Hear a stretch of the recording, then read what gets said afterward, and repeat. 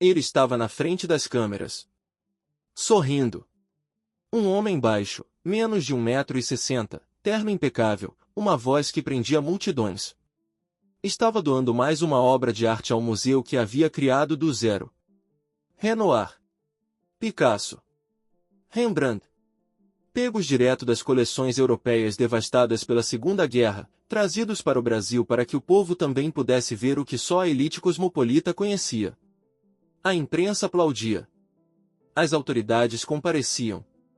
O discurso era de generosidade, de visão, de amor ao país. A 300 metros dali, na sede dos Diários Associados, 47 jornalistas estavam finalizando edições que, naquela mesma semana, iriam destruir a reputação de 3 empresários, arruinar a candidatura de um governador e forçar um industrial a transferir 60% de suas ações para uma holding controlada pelo mesmo homem que estava, agora, doando Renoir. A contradição não era acidental. Era o modelo de negócios. Francisco de Assis Chateaubriand Bandeira de Melo foi chamado de gênio, de visionário, de mecenas, de pilar da comunicação brasileira. Criou o maior conglomerado de mídia da América Latina. Fundou o MASP. Trouxe a televisão para o Brasil antes de Portugal e da Espanha. Mandou uma tiara de águas marinhas para a Rainha Elizabeth II. Criou 400 aeroclubes pelo interior do país. Construiu um museu que hoje recebe empréstimos do Louvre e do Metropolitan, e também operou, por 36 anos, um sistema metódico e documentado de extorsão institucional, chantagem editorial e lavagem de reputação. Essas duas coisas não são contraditórias. São a mesma coisa. Eu sou o eco. E este fato ainda está ecoando. 4 de outubro de 1892. Umbuzeiro, Paraíba, divisa com Pernambuco. Dia de São Francisco de Assis. Um menino nasce na casa de um juiz de direito chamado Francisco José Bandeira de Melo, e a família decide batizá-lo com um nome incomum para aquele sertão. Chateaubriand. Não é sobrenome de família. É uma homenagem. O avô do menino havia fundado um colégio em Pernambuco e, fascinado pela cultura europeia, escolheu nomear a escola em honra ao escritor francês François-René de Chateaubriand. O neto herdou o nome.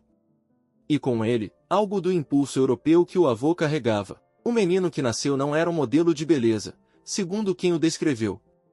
Pequeno, tendendo ao atarracado. Gago durante anos. Insatisfeito com a própria aparência pública. Mas tinha uma capacidade de aprendizado que desconcertava os professores. Aprendeu alemão com os padres antes dos 15 anos. Leu Nietzsche ainda adolescente.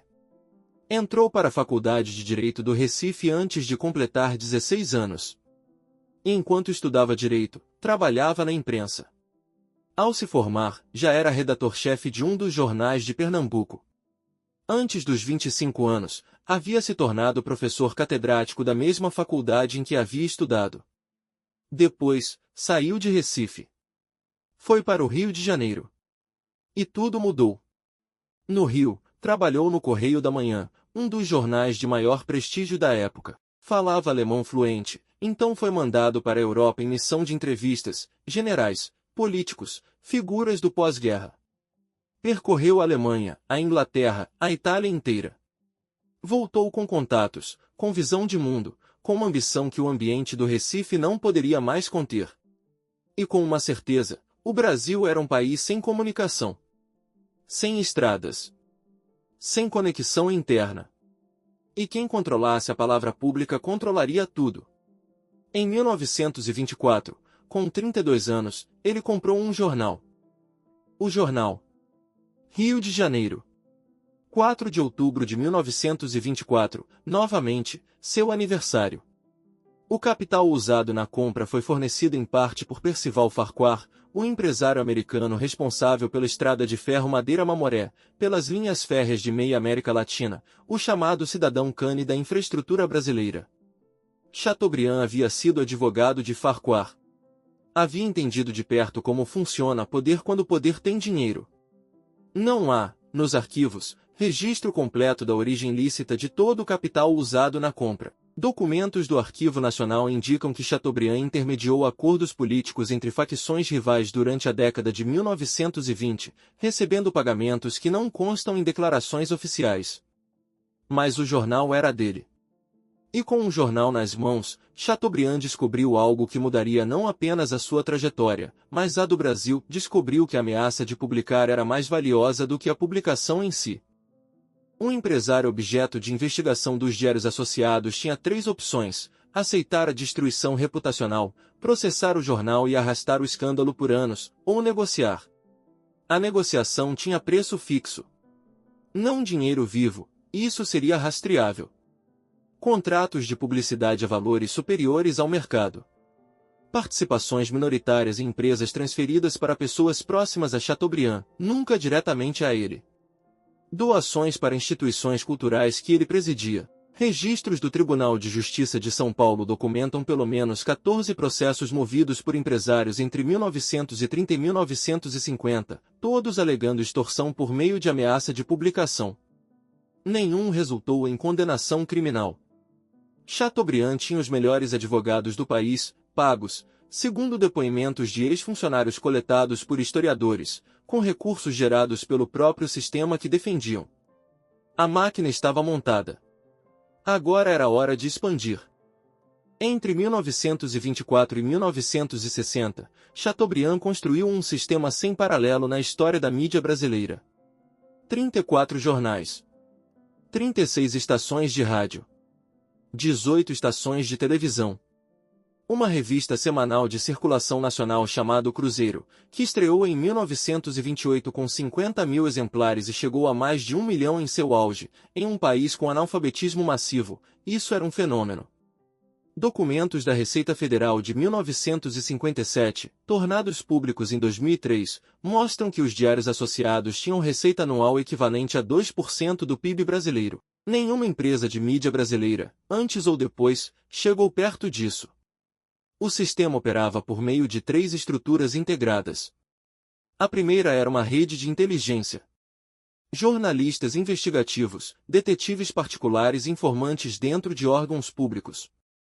Documentos da Polícia Federal de 1961 identificam pelo menos 17 funcionários públicos que forneciam informações sigilosas aos Diários Associados em troca de pagamentos mensais.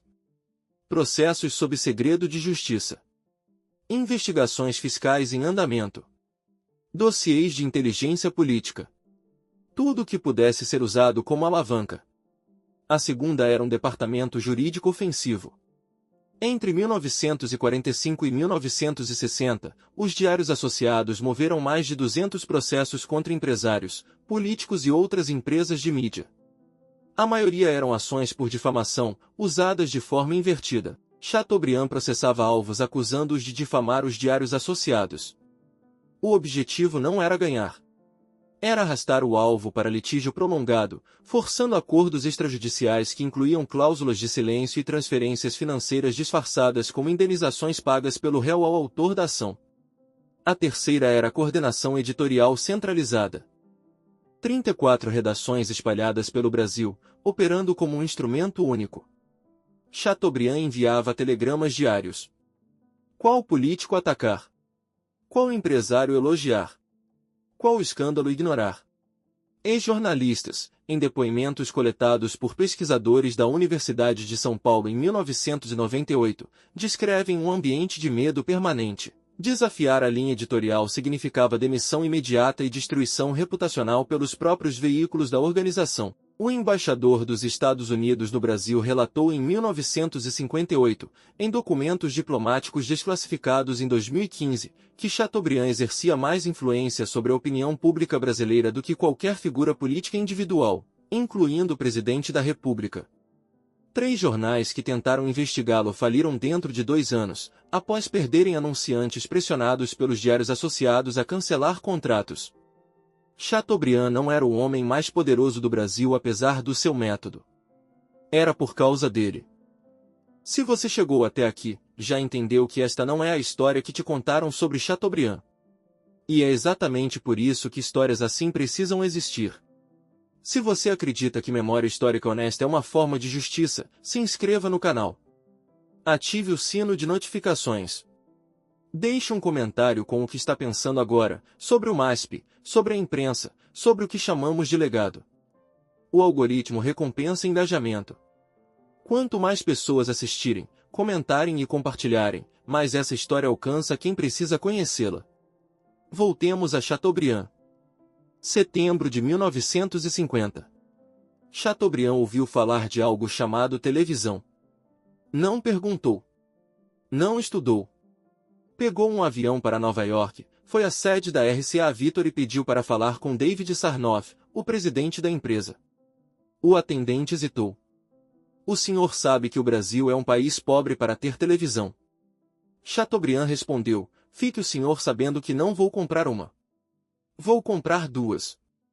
A primeira vai estar em São Paulo. E a segunda, no Rio de Janeiro. Fechou o contrato. Estava saindo pelos corredores quando viu, num estúdio experimental, uma tela colorida transmitindo imagens. Voltou, rasgou o contrato. Disse, não quero essa que me vendeu. Quero aquela. A TV em cores só chegaria ao Brasil décadas depois. Mas a TV em preto e branco ele trouxe imediatamente. Os equipamentos vieram de navio e em aviões da Força Aérea Brasileira, descarregados no Porto de Santos e transportados em caravana de caminhões até o bairro do Sumaré, em São Paulo, onde funcionava a Rádio Tupi. Havia um pátio onde os funcionários jogavam pelada na hora do almoço. Chateaubriand chegou de terno branco e disse, acabou o futebol. Aqui vai ser um estúdio de televisão. Marcou no chão com giz onde ficaria cada coisa. Faltava uma semana para a inauguração quando percebeu um detalhe. Não havia televisores no Brasil. Ninguém ia assistir. Correu para um contrabandista que encheu um avião de aparelhos americanos. 200 televisores foram distribuídos em vitrines de lojas no centro de São Paulo, na frente do Teatro Municipal, em pontos estratégicos da cidade. As pessoas se aglomeravam nas calçadas para ver aquela tela acesa transmitindo imagens ao vivo de algum lugar que ninguém conseguia explicar direito. 18 de setembro de 1950. TV Tupi, Canal 3, São Paulo.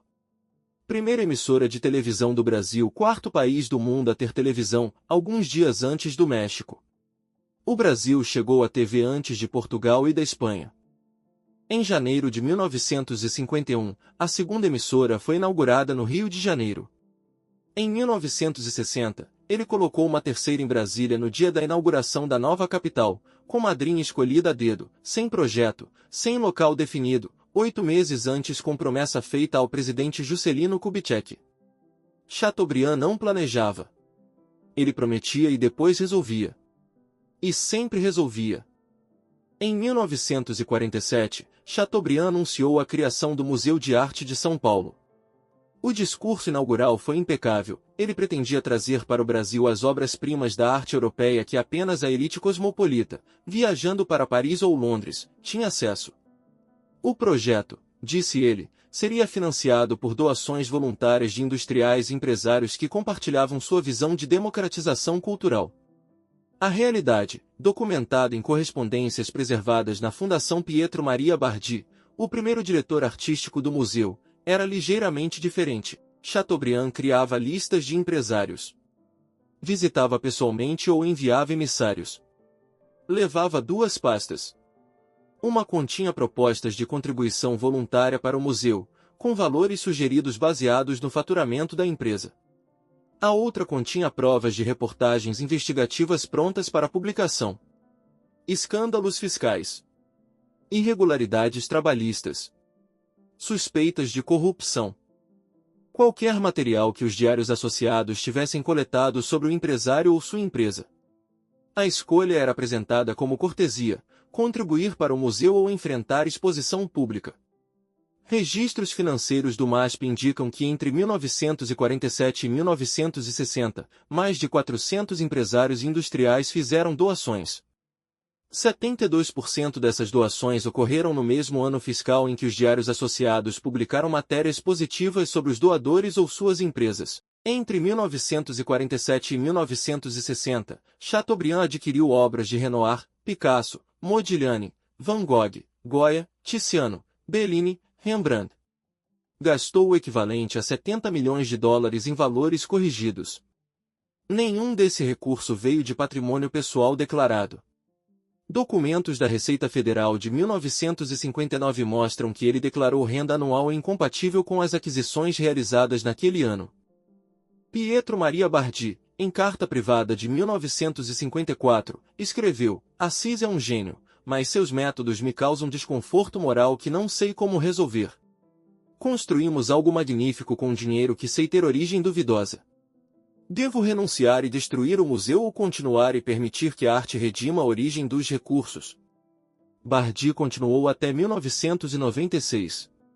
O museu era real. As obras eram autênticas. A filantropia era performativa. Chateaubriand transformou extorsão em mecenato. E o público brasileiro celebrou a transformação como generosidade. Em paralelo a tudo isso, Chateaubriand construía algo que poucos empresários de mídia constroem, uma identidade simbólica de brasileiro radicalmente orgulhoso do próprio sertão. Criou a Ordem do Jagunço. Uma cerimônia onde condecorava aliados com um gibão de couro de bode fedorento, um chapéu de cangaceiro no estilo Lampião, e batia com um punhal no ombro do agraciado dizendo: Eu, Francisco de Assis Chateaubriand Bandeira de Melo, chefe da Ordem dos Jagunços, ordeno que o senhor seja cavaleiro desta ordem. Condecorou governadores, ministros, o primeiro-ministro inglês, embaixadores europeus, industriais paulistas. Todos com o mesmo kit de couro fedorento e chapéu de cangaceiro. Lançou a campanha Asas para o Brasil, uma iniciativa para democratizar o ensino da aviação pelo interior do país. Batizava aviãozinhos monomotores com nomes de personagens históricos, espalhava aeroclubes em cidades que nunca tinham visto um avião de perto. A paixão tinha origem pessoal. Em 1911, como jovem repórter em Recife, foi escolhido para voar com um piloto francês que passava pela cidade. Foi escolhido porque era o único repórter pequeno o suficiente para caber na segunda cadeira do avião. A experiência ficou na alma. Quando teve dinheiro, comprou aviões e nunca mais andou de navio. No auge da campanha, durante a Segunda Guerra Mundial, o Brasil tinha 400 aeroclubes. A campanha formou pilotos em quantidade suficiente para nunca faltar profissional para a aviação comercial nas décadas seguintes. Em 1953, mandou para a Rainha Elizabeth II, em sua coroação, uma tiara de águas marinhas e diamantes das minas brasileiras. A rainha usou a tiara em visitas oficiais ao menos até o ano 2000. Décadas depois, jornalistas encontraram a foto, as pedras brasileiras brilhando no pescoço da monarca, na Austrália. Em 1955, Juscelino Kubitschek precisava de apoio da imprensa para garantir a posse após uma eleição tumultuada. Chateaubriand garantiu os diários associados. Em troca, Juscelino nomeou embaixador do Brasil em Londres. Em Londres, Chateaubriand causou. Ao entregar as credenciais à rainha, ficou meia hora conversando quando o protocolo previa 5 minutos, e a rainha estava gargalhando. Quem ouvia do lado de fora ficou pasmo. Dizem que no trajeto até o palácio, ele deu cachaça aos cocheiros reais, que chegaram ao destino consideravelmente animados. Criou o jornal Correio Brasiliense em Brasília no dia da inauguração da nova capital, 21 de abril de 1960, resgatando o nome do primeiro jornal brasileiro, fundado por Hipólito José da Costa em Londres em 1808. Para isso, seus emissários foram à Inglaterra adquirir os direitos dos herdeiros do nome histórico. Chateaubriand não queria apenas controlar o Brasil, queria que o Brasil tivesse uma história que ele pudesse narrar. Fevereiro de 1960. Chateaubriand estava viajando, saindo de Brasília, quando foi acometido por uma trombose. Levado ao Rio de Janeiro, à clínica do Dr. Eiras, em Botafogo, entrou em coma. Foi submetido a traqueostomia de emergência. Ficou 8 meses internado. Quando saiu do coma, estava completamente paraplégico. Apenas os olhos se moviam. A medicina dizia que não viveria mais de 1 ano. Uma enfermeira pernambucana chamada Emília Araújo foi designada para coordenar a equipe que cuidaria dele. Ela tinha experiência com um familiar que apresentava problemas fonoaudiológicos desde o nascimento, e percebeu que poderia tentar uma comunicação alternativa. Criou um abecedário. Apontava letra por letra. Pedi a confirmação pelo piscar dos olhos. As primeiras duas frases que Chateaubriand ditou assim foram: o edifício pegou fogo. Salvou-se a biblioteca. Depois Emília aprendeu a ler os lábios. Chateaubriand, que nunca havia sido datilógrafo, passou 8 meses em terapia para aprender a bater em um teclado de máquina elétrica com o indicador da mão esquerda, com aparelhos no punho, no cotovelo, uma alça em forma de L para sustentar o braço. Ditou. Escreveu. Publicou. 2.215 artigos. Com um dedo. Paralisado. Em 8 anos. Os assessores passavam jornais na sua frente para ele ler as manchetes. Quando queria falar com um governador, com um político, com um presidente, Emília sentava ao lado dele e fazia intermediação. Ela dizia: tive que entrar no cérebro dele. Nunca, em toda a minha vida, vou encontrar alguém com tanta vontade de viver. A medicina havia dado 1 ano. Ele viveu 18. Morreu em 4 de abril de 1968, às 9h30 da noite, no Hospital Santa Catarina, na Avenida Paulista. 60.000 pessoas acompanharam o cortejo pelas ruas de São Paulo. Foi velado no MASP, ao lado de uma pintura de Tiziano e de uma tela de Renoir. Pietro Maria Bardi disse: ele está deitado ao lado das 3 coisas que mais amou na vida: arte, poder e mulheres bonitas. Chateaubriand morreu celebrado. As coberturas jornalísticas descreveram o mecenas, o visionário, o criador do MASP, o pai da televisão brasileira. Não mencionaram a chantagem sistemática. Não mencionaram os 14 processos arquivados. Não mencionaram as empresas arruinadas. Não mencionaram os jornalistas que perderam emprego por questionar a linha editorial. A TV Tupi, que havia inaugurado a televisão no Brasil, foi cassada pelo governo federal em 1980 após anos de dificuldades financeiras e disputas operacionais. As concessões foram redistribuídas. Parte delas foi para Adolfo Bloch, que fundou a TV Manchete em 1983. Os diários associados hoje são uma sombra do que foram alguns jornais regionais, sem o prestígio e sem a influência que definiam o império. O MASP continua. Na Avenida Paulista, o edifício projetado por Lina Bobardi, inaugurado em sua sede atual em 1968, com a presença da Rainha Elizabeth II e do Príncipe Philip, recebe hoje centenas de milhares de visitantes por ano. Suas obras são solicitadas em empréstimo pelo Louvre, pelo Metropolitan, pelo Museu de Boston, pelo Japão. Não existe, em toda a América Latina, uma coleção equivalente de arte europeia do século XIII ao início do século XX. A narrativa oficial sobre o MASP foca no gênio visionário de Chateaubriand. Menciona, quando muito, que ele era controverso ou usava métodos duros. A palavra extorsão raramente aparece. A palavra chantagem quase nunca. Documentos judiciais dos processos movidos contra ele permanecem arquivados em tribunais estaduais, acessíveis, raramente consultados. Depoimentos de empresários que foram extorquidos estão preservados em arquivos de história oral, disponíveis, raramente citados em trabalhos sobre o museu. Correspondências de Bardi expressando desconforto moral estão na fundação que leva seu nome, abertas ao público, não integradas à narrativa pública sobre o MASP. A impunidade de Chateaubriand não terminou com sua morte. Transformou-se em apagamento histórico. Ele provou que é possível construir impunidade permanente através de mecenato, desde que o mecenato seja suficientemente grandioso para ofuscar a extração que o financiou. Provou que filantropia ostensiva compra esquecimento duradouro, que o público perdoa ou ignora crime se os criminosos doarem parte dos lucros do crime para instituições que o público valoriza. E décadas após sua morte, a memória pública ainda obedece ao roteiro que ele escreveu. A contradição central não foi resolvida. Foi institucionalizada. O MASP existe. É celebrado. Chateaubriand é lembrado como seu criador visionário. As placas do museu agradecem aos generosos doadores que contribuíram para o acervo. Não mencionam que muitos desses doadores foram coagidos. É possível admirar o museu e confrontar o método? É possível se beneficiar da educação cultural e reconhecer que ela foi financiada por crime?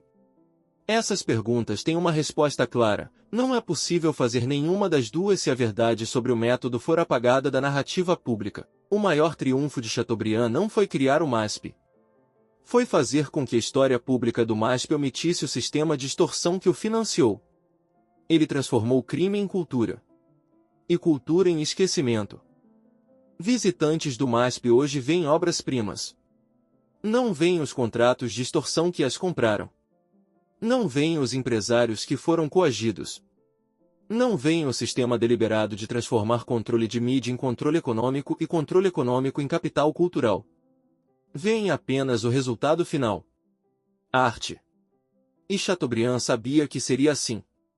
Apostou nisso. E ganhou. O Brasil que ele construiu, esse Brasil da comunicação de massa, dos jornais em todo o interior, do rádio chegando em lugares sem estrada, da televisão antes de Portugal, esse Brasil é real e é imenso. O MASP é real e é inestimável. Nada disso apaga o método. E o método não apaga nada disso. Ambas as histórias são verdadeiras. Ambas pertencem ao mesmo homem. Ambas precisam ser contadas juntas. Francisco de Assis Chateaubriand Bandeira de Melo. Prodígio do sertão paraibano. Advogado que nunca exerceu a profissão. Jornalista que controlou a narrativa de um país inteiro. Mecenas que financiou o mecenato com extorsão. Fundador da televisão brasileira. Criador do maior museu de arte da América Latina. Embaixador que fez a Rainha Elizabeth gargalhar e deu cachaça aos cocheiros reais. Homem que, paralisado, com um dedo, ditou 2000 artigos porque simplesmente não sabia parar. Gangster. Gênio. Patriota. Chantagista. Visionário. Tudo ao mesmo tempo, sem contradição. Eu sou o eco. E este fato ainda está ecoando.